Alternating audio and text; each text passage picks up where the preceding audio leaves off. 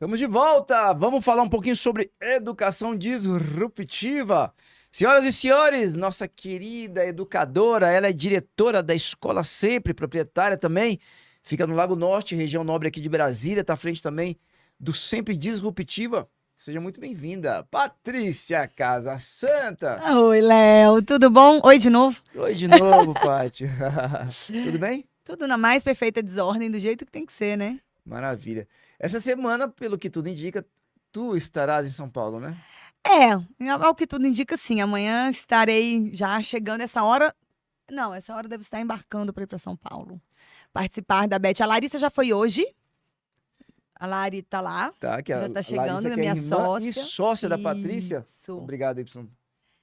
E aí ela já tá lá e a Obrigado, gente Carol. vai lá Obrigado, participar da Beth Brasil. O que é isso, Bet Brasil? É uma feira de educação que reúne expositores, palestrantes. Como é que escreve Bet? Beth é B-E-T-T, Ah, tá ok. né? Porque o pessoal vai pensar aquele site de É. apostas, né? Não, B-E-T-T. B-E-T-T. É, chamava Beth Educar, agora chama Beth Brasil. Né? É uma feira grande, a maior da América Latina, se não me falha a memória.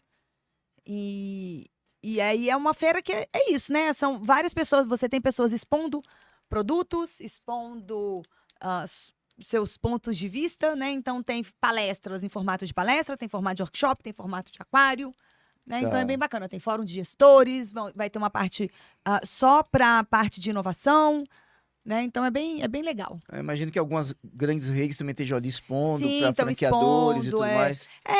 Tem muita gente de sistema de ensino, né? De material didático, Ah, tá né? ok. Fornecendo produtos, né? Para as escolas. Que bacana.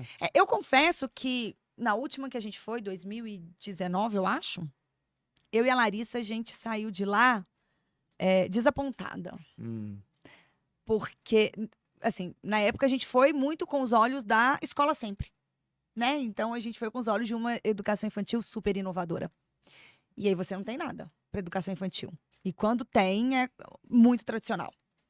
Né? Então, assim, pouquíssima coisa. Aí a gente chegava nos centros, que legal! Tava no boom do maker, né? Então, muita coisa, impressora 3D, aqueles laboratórios makers, né? Sala maker, tem a sala maker na sua escola, não sei o quê, parará. Que legal, o que vocês têm para educação infantil? Não, veja bem. Veja bem. Então, assim, não tinha muita coisa, né? E o que tinha era só a partir de 4, 5 anos. Então, hoje a gente já vai com uma outra... Eu acredito que isso tenha mudado muito pouco, né? De não ter coisas... E outra, nada para escolas pequenas, para as tiny schools, né? Tudo muito voltado para grandes escolas. Então, alguma coisa que a gente queria para escolas só a partir de 100, 150 alunos. Ou seja, nada que fosse inovator ou personalizado. Pessoal, só para ficar claro aqui para quem às vezes não está entendendo muito bem, porque quando a gente fala de educação infantil, algumas pessoas vão entender jardim de infância, ou creche, Isso. ou pré-escola, né, Isso, Paty? a educação infantil, ela tem exatamente esses dois... É um segmento, né, que tem esses dois grupos. A creche, que é do 0 aos 3, e a educação infantil, que é 4 e 5. É a junção desses dois. Isso, e aí tudo isso é educação infantil. Né? Você pode ter uma escola de educação infantil que seja só creche, você pode ter uma escola de educação infantil que seja só para a escola, como, por exemplo, jardins de infância de escola pública, são só para a escola, 4 e 5 anos. Né? Na escola pública isso é bem separado, inclusive. Creche de 0 a 3 é, inclusive, num local, né? E o jardim de infância em outro. Né? Mas, normalmente, na rede privada, você tem aí escolas que vão de 2 a 5 anos, algumas, como sempre, de 1 a 5, outras têm berçário, né? Já pegam a partir de meses. Né? Então, assim, a gente viu pouca coisa nesse sentido. Pouca coisa para a primeira infância, para essa educação infantil, e pouca coisa para uma educação mais personalizada. Né? Então, mas isso a Beth, na verdade, é muito um reflexo da educação brasileira. Né? Então, assim, a gente não viu tantas coisas. Hoje eu já vou com uma expectativa, porque agora tá tendo um fórum só, mais voltado para a área de inovação, né? Vai ter fórum de gestores, né? Para falar sobre soluções para a educação. Então, agora eu já vou com uma outra expectativa e também com outro olhar, né? Esse olhar mais da gestora, da Sempre Disruptiva, né? Da sócia da Sempre Disruptiva, né? De uma plataforma de soluções para a educação. Né? E eu espero ter coisas menos padronizadas, mais inovadoras. Né? Ou pelo menos espaço para a gente discutir essas soluções. Quem sabe? Semana que vem a gente descobre. Ensino superior não tem, né? Só... Tem. Também? Pega todos os segmentos, todos os segmentos. Pá, né? então deve ser gigantesco mesmo. Gente, ela é enorme, assim. A gente é meio maratona, sabe? A gente olha o mapa da Beth, olha isso aqui, eu quero, isso aqui, eu quero, isso aqui, eu quero. Então a gente fica. Nós estamos indo em 3, porque estamos indo eu e a Larissa. E estamos levando também a Dayana. A Dayana que esteve aqui, inclusive, no programa uma vez, que hoje está com minha auxiliar de coordenação, já na trilha e quase coordenadora. Então, ela ganhou, né, pelo desempenho bacana. dela na escola. Ela Olha queria que prêmio, muito, hein? ela queria muito fazer uma viagem, ela brincava, né? Ela até mandou uma mensagem hoje bonita, né, agradecendo. Ela falou, meu sonho é viajar a trabalho. Acho chique viajar a trabalho. Mal sabe ela o tanto que ela vai lá. Ela já foi com a Larissa ou ainda não? Não, Larissa foi agora de manhã para já ir adiantando as coisas. Ela vai mais tarde e eu vou amanhã. Muito bem. Vamos em 3, assim, dividindo o que cada uma vai ver e depois senta e conversa e discute. E é maratona. Não é passeio, não, é trabalho mesmo. Não, é trabalho mesmo. Trabalho mesmo. A gente começa cedo, termina tarde, tenta dormir um pouquinho, a cabeça ferve de insights, né? Porque você tá lá, você tá pensando um monte de coisa, você tá vendo um monte de coisa, tá se conectando com pessoas, né? Essa parte da conexão, desse networking, ele também é muito importante. Então, a gente vai estar imerso aí nos próximos dias. Muito bem, muito bem, muito bem. Patrícia, vamos lá. A gente ainda tá na metade, não, né? A gente tá no meio do primeiro semestre? Acho que sim, né? Terminamos de fechar o primeiro trimestre, né? Aham. O primeiro trimestre civil, né? As escolas estão fechando agora o primeiro trimestre, digamos, letivo, né? A maior parte das escolas que trabalham com trimestre, né? Porque você trabalha com bimestre ou com trimestre. A maior parte que trabalha com trimestre agora já está nas últimas avaliações, né? Já para dar as devolutivas para os pais. Então, metade do primeiro semestre. Normalmente a gente conta pelas provas, né? Pelas provas, E aí o boletim que chega. Não, e sabe o que é interessante, né? A Helena não faz prova, né, minha filha? Eu acho ótimo ela não fazer prova, né? É interessante, mas ela não faz prova, e aí? Porque, pra quem não sabe, a Helena é atípica, né? Ela é autista. Ela O autismo dela é com deficiência intelectual, ela tá no suporte aí nível 2. Ok. Às vezes, só que, assim, no autismo não é uma coisa muito estática, tá, Léo? Então, às vezes, ela tá muito organizada, fica aí entre 1 e 2. Às vezes, ela tá mais desorganizada, fica entre o 2 e o 3. Né? Precisando de mais apoio, mais suporte. E na escola, de forma geral, ela é suporte nível 2 pro 3. Ela precisa de muito apoio. Né? Até porque é uma menina de 10 anos, no 4º ano. Mas a deficiência intelectual dela, ela tá ainda, assim... começando a alfabetização, ela já lê, tem até uma fluência, mas ainda não compreende tão bem, a parte de interpretação ainda é pouca, a parte lógico-matemática dela também é muito difícil, ela precisa ainda de muito apoio concreto, né? E ela não faz prova, ela é avaliada com relatórios de desenvolvimento, né? A partir do desenvolvimento que ela vai apresentando. A própria legislação permite. Sim, sim. Que bom. Agora, para meu desespero, a menina é doida para ir pra escola fazer prova com os colegas, né? Eu, inclusive, não vou amanhã cedo, porque os colegas fazem prova, e no dia que eles fazem prova, eu levo ela mais tarde, né? Depois da prova, porque ela fica angustiada, ela quer estar junto com os colegas, ela termina atrapalhando, enfim. Ela não aceita ficar só sentadinha, a concentração dela é pequena, ela não aceita ir para a sala de acolhimento, né? Enfim. E ela doida, não, mãe, eu quero fazer prova, mãe, eu quero fazer prova, eu também vou fazer prova com os meus colegas, olha só. Gente, eu merecia, né? Uma filha que quer fazer prova. Mas é isso, né, filhos? Mas a gente termina realmente se balizando pela prova, né? Nessa coisa aí da passagem do tempo escolar. Lá no caso das tuas crianças, lá na Sempre, vocês também não têm prova. Não. Como é que você faz a avaliação A nossa avaliação é toda infantil? pela observação, né? Uma avaliação qualitativa e subjetiva. Né? E é muito baseada, como a gente não tem um currículo, uma grade curricular, né? O nosso currículo é mosaico, é muito baseado no desenvolvimento individual de cada criança. Né? E aí, isso, Léo, inclusive, é uma das tendências, né, de futuro para a educação. Né? Na verdade, é uma tendência que já deveria ser atual, já deveria ser de agora, né? Mas quando a gente pensa em tendências, né, como que os estudiosos estão projetando a educação para os próximos anos, né? Essa avaliação subjetiva, uma avaliação por projetos, né, uma avaliação do desenvolvimento e não apenas uma avaliação objetiva, né, com provas individuais, né, ela é uma tendência. A gente vê em alguns países que já tem algumas coisas assim, né, Patrícia? Os Estados Unidos traz isso muito forte, né? Algumas questões extraescolares valendo até como, digamos assim, pontuação para uma avaliação. Tem começado muito, por um lado, É porque os Estados Unidos não chama vestibular, né? Mas os SATs, né? Que são os testes para você entrar na universidade. Né? Então, tem mais coisas contando do que só a nota do teste do vestibular. Mas ainda existe, né? Os Estados Unidos... Assim, são pouquíssimas as iniciativas ao redor do mundo sem prova. Tá? Então, mas está começando. A Finlândia já vem trazendo outras formas de avaliação. Os países nórdicos, no geral, né? Mas é muito ainda uma coisa de metodologias e de abordagens. Não é ainda uma coisa institucional de neste país é assim. Tá. Entende? Tá. Você fala muito da Finlândia, né? Tem um país que vem despontando de uma forma geral a nível de cultura, mas não só com cultura, com indústria. E quando a gente fala de PIB, de produção de riqueza, ele explodiu, inclusive passou o Brasil, estava muito atrás, há uns 12 anos, mais ou menos 10, 12 anos, que é a Coreia do Sul. Sim. Né? Vem se tornando uma grande potência em vários sentidos.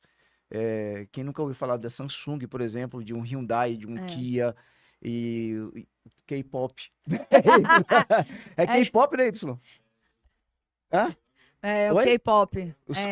Os grupos a lá. Febre, né? E agora séries e agora coreanas. Com cinema e seriados tá de uma TV, coisa tão impressionante isso, que eu estava conversando com uma pessoa que tem até uma posição muito destacada aqui no governo do Distrito Federal. Ele falando para mim que agora a filha vai completar 15 anos e eles estão indo para a Coreia. Porque ela e as coleguinhas da escola mas é bem a febre do querem K-pop. a Disney e não querem festa. Como diz o Joaquim, são as K-popeiras. As K-popeiras, ótimo. Porque ele não gosta, né? A educação lá também é diferenciada, né? Você tem informação a respeito disso? Lá, a educação lá, ela tem um lado mais conteudista. Ok. Tá? Comparando com a Finlândia. Comparando... Não só com a Finlândia, tá? Com vários mesmo? outros, tá? Mas... Com a gente? Também. Para. E é bem puxado. Na verdade, eu não sei nem se eles são mais conteudistas, Léo. Eles têm um nível de rigidez e de exigência mais alto. Porque, veja, olha que paradoxo. O Brasil, a nossa educação, ela é conteudista. Ok. Mas nós não somos exigentes. Você não está falando de militarismo, não, né? Não. Eu estou falando de uma exigência. De buscar uma excelência. Tá? O Brasil não é um país exigente. A gente não é exigente, Léo. A gente, inclusive, tolera várias coisas que quando a gente racionaliza, a gente fala, nossa, mas como? Né? Então, por exemplo, você tolera você pagar imposto, nem estou falando de educação, não, estou falando com cultura. Ok. Tá? Você tolera você pagar imposto e você não ter este retorno. Uhum. Você tolera votar numa pessoa e ele não cumprir a promessa. Percebe? Sim. Em outros países mais desenvolvidos, né, economicamente, socialmente, né, que eu acho que é onde dá para fazer a comparação, porque acho que cultura a gente não compara, tá? Mas economicamente, socialmente mais desenvolvidos, você não tem esse nível de tolerância. Você tem uma exigência maior. Tá? Então, eu vejo essa exigência maior na Coreia. Mas está vindo uma mudança também, né? Educações que são consideradas tradicionais e muito rígidas estão também sofrendo mudanças. É o caso da Coreia, é o caso do Japão, é o caso da China. Né? Então, os orientais sempre tiveram uma fama de serem muito rígidos na educação dos seus seres humaninhos. Né? E eles continuam exigentes, mas eles estão entendendo que essa exigência não quer dizer, por exemplo, desconsiderar o lado social e emocional. Percebe? Tá. Quando aqui a gente ainda faz uma leitura de que se a gente está olhando para o lado social e emocional, a gente não está exigindo, a gente está passando a mão na cabeça, está criando uma geração mimimi. Entendi. Percebe? Existe uma associação no Brasil equivocada. Equivocada, Agora, ainda também lá muito focado em testes mais padronizados. Né? Isso é muito, muito da educação hoje. A questão que é o que a gente vê. Quando a gente fala de tendências futuras da educação, a gente vê o que é tendência para o futuro? Uma avaliação subjetiva, baseada em projetos, baseada no que aquele jovem é capaz de construir, em resoluções de problemas, em pensamento crítico. Quando a gente fala de currículo, a gente fala cada vez mais de um currículo flexível. Né? Então, não é mais sobre o conteúdo técnico ser aprendido no mês de fevereiro ou no mês de janeiro, num determinado ano. Né? Mas ter essa flexibilidade. Né, de acordo com os estilos de aprendizagem, de acordo com a teoria das múltiplas inteligências. Tá? Então, você vê um currículo mais flexível. Você vê todo um design ambiental no sentido do ambiente mesmo. né? Menos parecido com a sala de aula tradicional e mais parecido com espaços que promovam o desenvolvimento da criatividade, da imaginação, né? Uma coisa mais fluida, da coletividade, né? O trabalho, um ambiente físico estruturado mais para colaboração e menos para o individualismo. Tá? Você vê todo um design educacional voltado mais para atividades coletivas. Eu sempre falo isso, a escola é lugar de estar junto, de estar discutindo, de estar debatendo. Né? Por que a gente ainda tem provas individuais e não tem provas com consulta? Provas em grupo, onde os jovens vão debater. Então, o que acontece? A gente vê todos os estudos trazendo essas tendências, mas a escola não acompanha.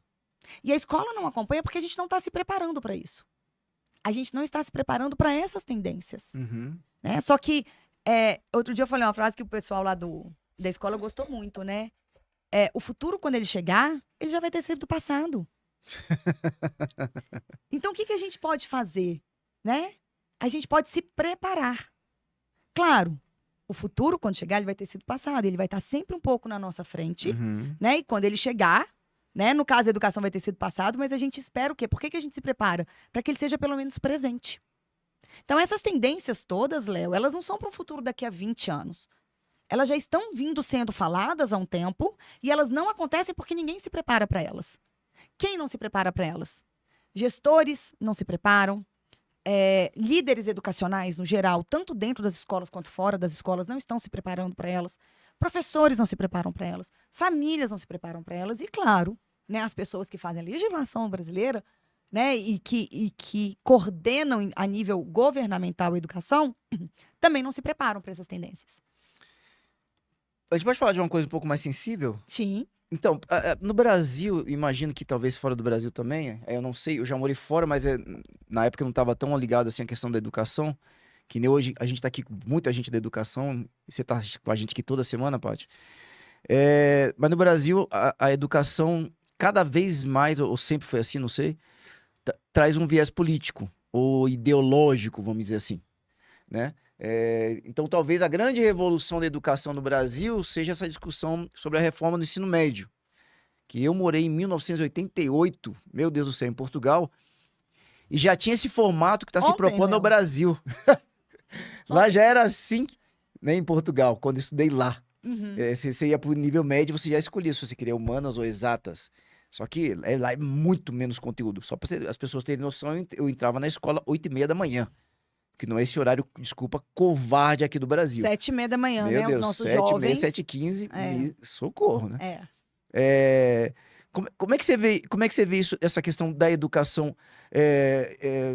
O governo anterior, que era mais de direita, ele confrontava muito a visão da educação no Brasil e confrontava muito a proposta de um educador muito conhecido nosso, que eu esqueci o nome dele. Paulo Freire.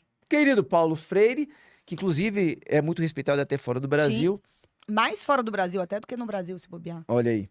E aí, de repente, muda o governo, e aí o governo de esquerda ele volta ao poder, e aí quer trazer de novo essa mentalidade. Essa guerra aí a nível governamental, o quanto que prejudica também a questão da inovação, ou se a gente olhar por aí também, a gente não vai parar em lugar nenhum? Então, Léo, eu acho que enquanto a gente tiver num discurso de nós versus eles, a gente não vai para lugar nenhum. Perfeito. Né? Então, assim, não adianta a gente olhar... Porque quando a gente tá no discurso nós versus eles, a gente não tá olhando pra gente tá olhando pra eles. Percebe? Alguém faça por mim, me salve. O que eu não faço, o que eu não dou conta é por causa do outro. Tá. Né? Como é que é? A gente tá sempre buscando fora. Tá. Né? Então, assim, a gente pode... as questões políticas, né? Não só em relação à educação, mas em relação a tudo no Brasil, elas são muito complexas. Né? A gente vem aí, não é de agora, não foi desta mudança de governo, não foi da anterior. A gente vem sempre numa mudança de que, eu cheguei, então agora eu vou desfazer tudo o que foi feito. Mas eu não vou entrar nessa seara aqui, né? Eu acho que isso é papo para muito tempo, acho que a gente não tem tanto tempo.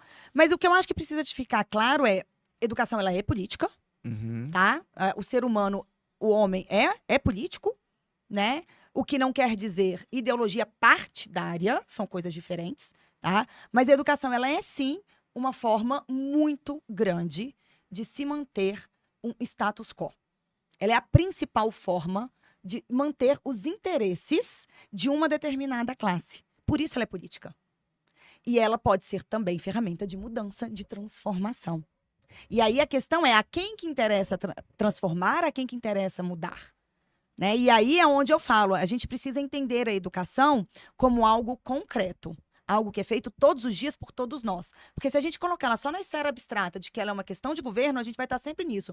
Este governo ou o governo anterior, XYZ. Né? As iniciativas governamentais, elas são essenciais. A gente precisa exigir dos governos, dos governantes, todos, independente de eu ter votado ou não neles, tá? A gente precisa de exigir as mudanças e não tolerar. Olha, de novo, a gente voltando, né, para a questão da exigência versus a tolerância que o brasileiro tem. Né? Mas a gente só vai conseguir fazer isso se a gente entender qual que é a nossa responsabilidade. Existe um termo em inglês que é muito interessante, a gente traz muito esse termo para a nossa equipe e para as nossas crianças, que se chama accountability. Não tem uma tradução perfeita. Não, é mais do que autorresponsabilidade. Né? Você ser accountable é você realmente tomar para si o que é seu. E eu não tomo para mim o que é do outro. Mas eu tomo para mim o que é meu, qual que é a responsabilidade e mais, pensando em como eu posso agir e resolver aquilo. Independente daquilo ter sido causado ou não por mim. Percebe? Então não interessa se o problema hoje foi causado pelo presidente ou pelo governador ou por quem quer que seja. Qual é o meu papel? Qual é o meu papel como ser social? Então, a hora que eu penso, Patrícia, qual é o meu papel como ser social, né, dessa sociedade, como cidadã? Qual é também o meu papel como gestora escolar? Qual é o meu papel como empresária? Qual é o meu papel como mãe? Porque eu exerço todos esses papéis. Então, mesmo que você não seja um gestor escolar, Léo, você é um pai. Né? Você faz parte de uma comunidade que educa. Você é um cidadão. Então, qual é o seu papel nisso? Né? Por isso que eu falo, a gente precisa se preparar, né, para essas mudanças. Porque senão elas não vão acontecer. E se a gente quer, tem aquela frase, né, sobre deixar um mundo melhor para os nossos filhos. Sim. Né? E aí o pessoal trouxe deixar filhos melhores para o mundo. A gente precisa de fazer as duas coisas. A gente precisa de deixar um mundo melhor para estes seres humaninhos e a gente precisa de formar seres humanos melhores para este mundo. Qual é o nosso papel? E aí, o que eu acredito é que eu, enquanto mãe, cidadã e gestor escolar, eu tenho mais responsabilidade do que você, que é cidadão e pai, e não é gestor. Porque eu exerço 3 papéis diretamente ligados à construção desse futuro. Né? Porque a gente que está na escola, a gente que está ali na frente, no dia a dia, né? Diretores, coordenadores, professores, nós temos mais responsabilidade ainda do que quem não está. Né? E diz que a quem mais é dado, mais será cobrado. Né? Então, assim, qual é toda essa minha responsabilidade? Então, a gente precisa se preparar, né, como gestores escolares, como professores e como pais e mães, eu sempre defendo isso, né, como cidadãos, porque hoje, no final das contas, com esse mundo totalmente globalizado, todos nós estamos educando, a gente precisa se preparar para essas tendências. Porque, por exemplo, uma das dores de gestores escolares e que eles têm medo de inovar é a aceitação da comunidade escolar. As famílias não quererem essa inovação. Até por acharem que é uma questão política, por exemplo, né, de ideologia partidária. Opa! Né? Então, não, eu não posso entrar nisso aqui porque senão parece que é muito de direita ou muito de esquerda. Entende? Então, assim, a gente precisa de conscientizar, então, a comunidade escolar. Outra dor forte, né, que os gestores falam, não vale a pena inovar na educação. Formação dos professores. Né? Não só a formação dos professores no ponto de graduação, mas essa formação que a gente tem que trazer continuada para os professores. Professores desanimam de inovar porque não sentem o apoio dos gestores. Então, o que na verdade está acontecendo, ou não sentem o apoio das famílias, o que na verdade está acontecendo é, de novo, um nós contra eles. A quem interessa isso? A quem interessa ficar nisso? Eu não inovo por causa dos professores. Eu não inovo por causa dos gestores. Eu não inovo por causa da família. Não, meu filho não vai para uma escola inovadora porque não tem, ninguém faz. Então, enquanto a gente não entender que isso é um papel de todos nós e realmente agir, né, trazer essa accountability para o processo, né, tomar esta consciência e tomar para minha responsabilidade aquilo que é meu, pensando numa ação, a gente não vai conseguir. Né? A oportunidade é um careca de franja, né? A hora que você vê, você tem que agarrar, né? Porque você não vai ver de novo. Agarra, né? É um careca de franja. Então, é muito importante a gente trazer isso, porque senão ela vai passar. E aí é aquilo. A educação, ela deveria ser o motor da transformação da sociedade. Então, a gente precisa de trazer este protagonismo para a educação. E a gente só vai trazer este protagonismo para a educação quando nós, escolas, eu acredito muito na escola pública e eu tenho certeza que a gente só muda educação no nível Brasil via escola pública, Léo, eu não tenho dúvida. Sim. Tá? Mas é um sistema muito difícil da gente agir. Veja, eu venho tentando, mas é um sistema muito difícil da gente agir. Muito difícil de você conseguir ter uma entrada, até por todas as questões políticas e de ideologia partidária e sociais e, enfim, né, que a gente tem. Então, se eu não posso ir por aqui, ou se eu agora não consigo ir por aqui, então nós, gestores da escola privada, a gente precisa de transformar a escola privada. Entende? Deixa eu Ser fazer este motor. É o que você falou, deixa eu fazer o meu papel. Qual que Vou fazer o que eu posso. é a minha accountability? Isso, Minha então eu vou fazer o que eu responsabilidade. posso. Então nós precisamos nos juntar e também acabar com essa coisa simplesmente da competição, né? Da concorrência. Por que não nos juntarmos? Né? Todos nós que Os queremos educadores, ok. uma escola realmente Aham. inovadora. Né? Todos nós, educadores, professores, gestores, famílias, e montar essa rede, essa comunidade que não só busca, não só deseja, mas realmente faz acontecer uma educação inovadora. Porque é isso que o Brasil está precisando. Deixa eu te perguntar uma coisa aqui, Patrícia. Você tem uma rotina pesada. Eu É. sou doido com você e com a Larissa. Sou apaixonado por vocês. Ontem eu conversei rapidinho pelo WhatsApp com a Larissa, né? E eu já sei que eu mando mensagem para ela responder. Você tem que fazer uma oração, uma reza braba. Eu até 15 pedi dias pro- depois ela te Eu responde. pedi pro Y fazer uma intercessão porreto lá na igreja dele. Nem tá prestando atenção. Mas o. Você tava falando da minha rotina. Então, Que todo mundo acha que é braba, eu nem sei mais. não? Eu, Normal? pra mim é. Então pronto. Eu gosto de rotina, né, então? Me diz uma coisa aqui, onde é que vocês conseguem. Porque, o que eu fico pensando muitas vezes? Quando você tá. A tua fala, eu fico pensando assim, pô, o pessoal tá tão mergulhado com tanta coisa pra fazer, que eu acho que às vezes nem param pra pensar a educação. Às vezes essa é a minha reflexão. Será que os gestores estão parando pra pensar a educação? Ou estão tão num afã ali de pagar as contas, e apagar incêndios, e a folha de Isso- pagamento? Isso é um problema sério, Léo, assim. A gente não tem mais pensadores da educação, como, por exemplo, Paulo Freire, que você falou. Né? A gente não tem mais por vários motivos. Um deles é porque a gente não tem mais o curso antigo de pedagogia que a gente tinha, que formava esse cientista da educação. Tá? E fora isso, tem isso que você está falando, né? O dia a dia do gestor é olhar para o financeiro, é olhar o departamento de pessoal, se é um coordenador pedagógico, ver todos os professores, ver planejamento, processos avaliativos, atender pai, resolver, se é um psicólogo escolar, um orientador educacional, apagar os incêndios dos relacionamentos. Então, assim, a gente está realmente o tempo inteiro. Ó, só hoje, para você ter uma ideia. Todos os dias de manhã a gente começa com um sprint com a nossa liderança na escola de 15 minutos, 7h45 da manhã. É online? É online. É online. Ok. Tá? Então a gente já 7h45. 7h45. Tá todo mundo lá. Quais são as tarefas de hoje? O que a gente tem para fazer? 15 minutinhos? 15 minutinhos. Assim, e não é o do dia a dia, não é a tarefa rotineira de tudo que a gente já tem para fazer, não. Mas assim, quais são aqueles 20% que eu preciso trazer de foco hoje, né? Para terminar o dia melhor do que o que foi ontem. Eu já fiz reunião, já atendi mãe, já tô aqui no segundo podcast do dia. Mas, veja, a gente precisa de ter este tempo de pensar em educação. Alguém precisa. Porque senão a gente vai continuar tendo legisladores que não entendem nada de educação, tá? Pessoas que estão por aí tentando fazer, né, uma educação, as leis e pensar as bases da educação nacional sem entender disso, e trazer para uma escola completamente fora da realidade. A gente precisa de estar, a gente que está dentro da escola, a gente precisa de estar pensando e dizendo, isso funciona, isso não funciona. Olha, tá lindo isso que você está me trazendo na teoria, mas aqui não deu certo. Isso serve para a BNCC, isso serve para o novo ensino médio, isso serve para adaptação escolar, Uhum. tá? Isso serve para qualquer área. Né? Então, a gente precisa de estar... Nisso, eu acho muito bacana o sistema de ensino universitário na Finlândia, porque eles têm duas vertentes. Eles têm uma universidade que está ali para gerar pesquisa, e pensar novas formas, e eles têm uma universidade de ciências aplicadas para pegar isso que foi pensado na academia e testar no mercado. Montar um plano de negócio, montar um produto, testar no mercado, rodar e não funcionou, volta para a academia e vamos melhorar isso. A gente não tem mais isso. Porque a gente não tem mais o pedagogo que pensa a educação. Curso de pedagogia hoje é para formar professores de sala de aula. Então a gente não tem alguém pensando a educação, né? Meu marido é doido para fazer mestrado e doutorado, né? Eu já falei que não. Eu vou continuar no chão de fábrica, que é o que eu gosto.